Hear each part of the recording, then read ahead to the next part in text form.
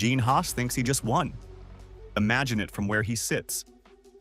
He's spent a decade running the smallest, most stubbornly frugal team on the grid, buying his engines from Ferrari, farming his chassis out to Dallara, refusing on principle to spend $1 he doesn't have to.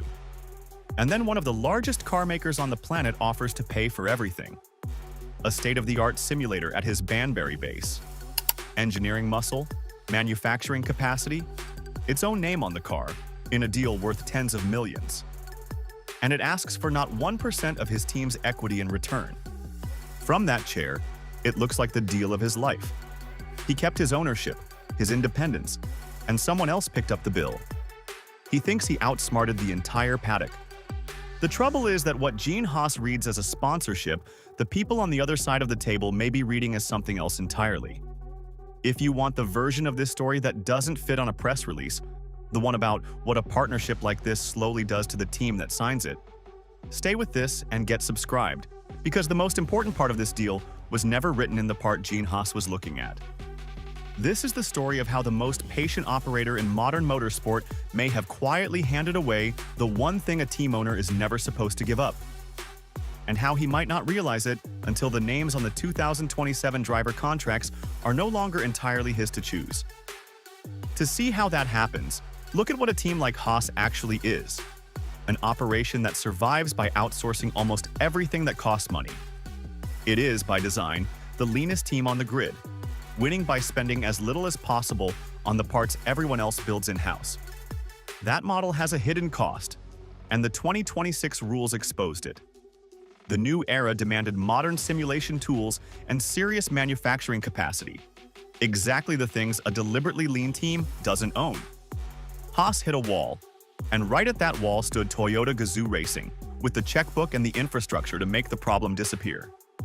The deal was sold, reasonably, as a win for both sides.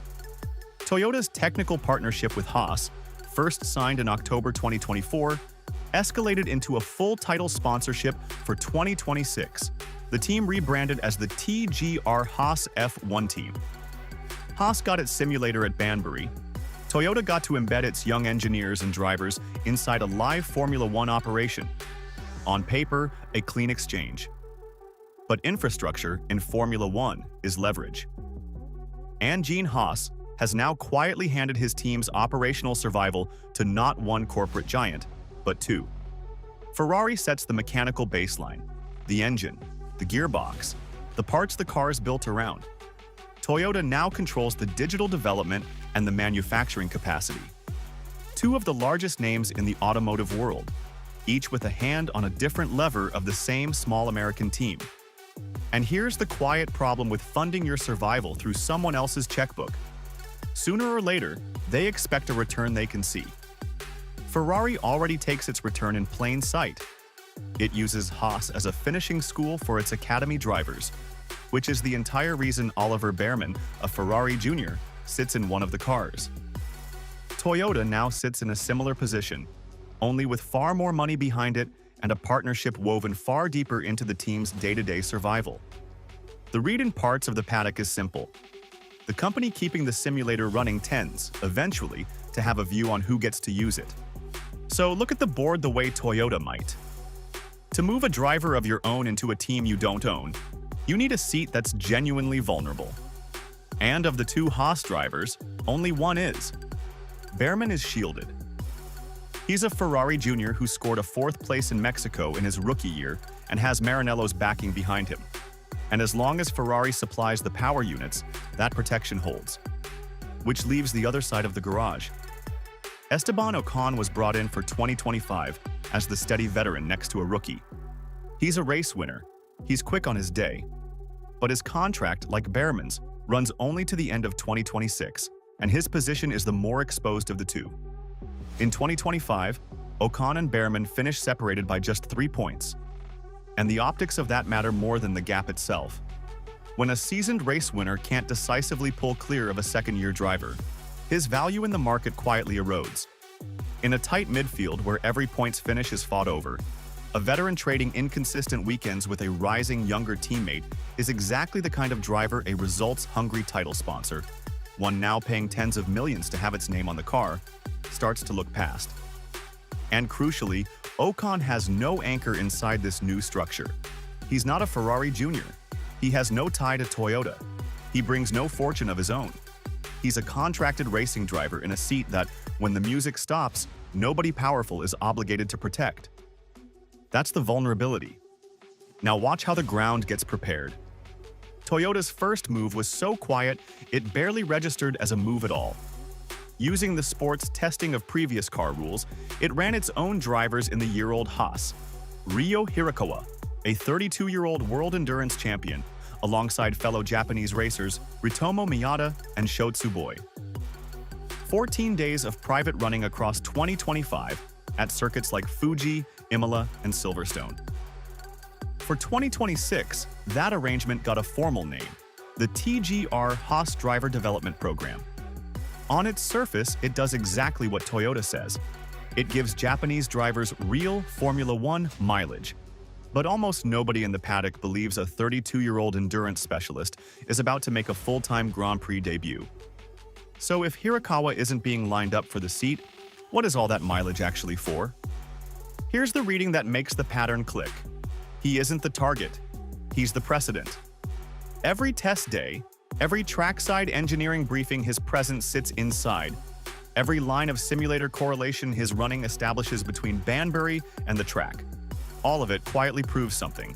It proves Toyota can put a driver of its choosing in that car, on its schedule, inside that team's operation. The hard part of a takeover isn't the final move. It's establishing that you're allowed to make moves at all. Think of it the way a chess player thinks several turns ahead. You don't win by grabbing a piece on move 1.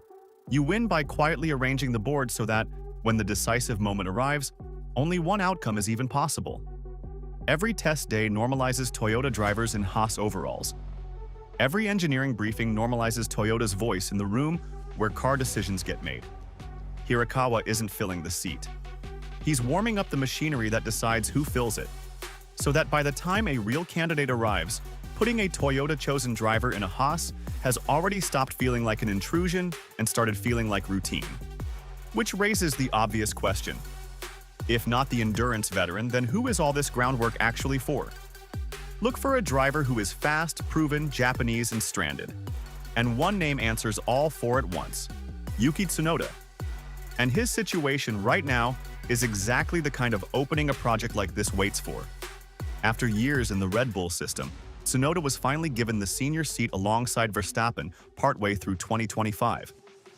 And after a difficult run, was demoted at the end of the year to a test and reserve role, replaced by Isak Hajar. His career has been funded and shielded, his whole way up, by Honda. But Honda has now left the Red Bull orbit entirely to become the works engine partner at Aston Martin, and Aston's race seats are taken by Alonso and Stroll, with a third driver role already filled. Honda's golden boy can't follow Honda through that door. So by 2027, Tsunoda is set to be a genuinely fast, deeply experienced Formula One driver with no manufacturer behind him and no clear way back up inside the system that raised him. In the cold arithmetic of the driver market, that's a rare thing. A proven point scorer, available, and unattached. A stranded asset. And here the shape becomes hard to unsee, because for Toyota, bringing Tsunoda into TGR Haas would land 3 blows with one signature. It would replace an exposed veteran with a younger, faster proven driver, lifting the team's ceiling. It would put a Japanese star on the grid under the Toyota banner, precisely the goal chairman Akio Toyoda has pointed at from the start. And it would do something sharper still. Take Honda's most successful modern protege and rebrand him, in the one market that matters most to both companies, as a Toyota driver. In the decades-old war between Japan's two great car makers, Toyota and Honda, rivals across every arena they've ever shared, from showrooms to racetracks, that last move isn't business, it's personal, and it matters who's making it. Akio Toyoda isn't a distant executive who treats racing as a line on a marketing budget. He races himself. He rebuilt Gazoo Racing from a passion project into the operation that now wins Le Mans and rally titles almost at will. For a man like that, taking Honda's brightest modern talent and turning him into a Toyota driver isn't a transaction to be delegated. It's the kind of victory he'd savor personally. None of this requires a dramatic confrontation. It requires only a team principal doing his job. Ayao Komatsu sits exactly where the two pressures meet. Gene Haas's frugality on one side, Toyota's ambition on the other. He's a pragmatist, and he knows the brutal truth of the 2026 era. To stay competitive, he needs Toyota's simulation, its people, its manufacturing. He has also, tellingly, refused to rule out a future move for Tsunoda, saying only that 2027 is so open and that he can't comment on a driver who isn't his yet. When the survival of the team and the demand of the sponsor point the same direction, a pragmatic team principal doesn't fight it. He facilitates it. Now, the honest counterweight, because it matters. None of this is confirmed, and there's a real case on the other side. Toyota has stated repeatedly that its goal is developing people, drivers, engineers, mechanics, not seizing control of a team. Haas has insisted it isn't for sale and that it runs its own affairs. Ocon could rediscover his form and make the seat his own. Tsunoda might land elsewhere or rebuild at Red Bull.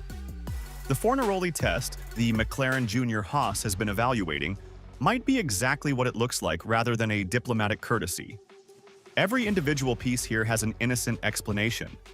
The argument isn't that any single move proves intent.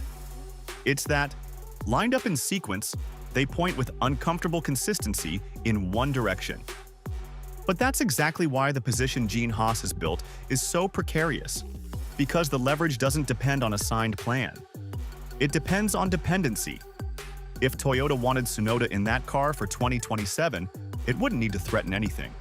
It would only need the team to understand what it has to lose: the simulator access, the engineering support, the manufacturing pipeline, the funding holding the whole modern operation together.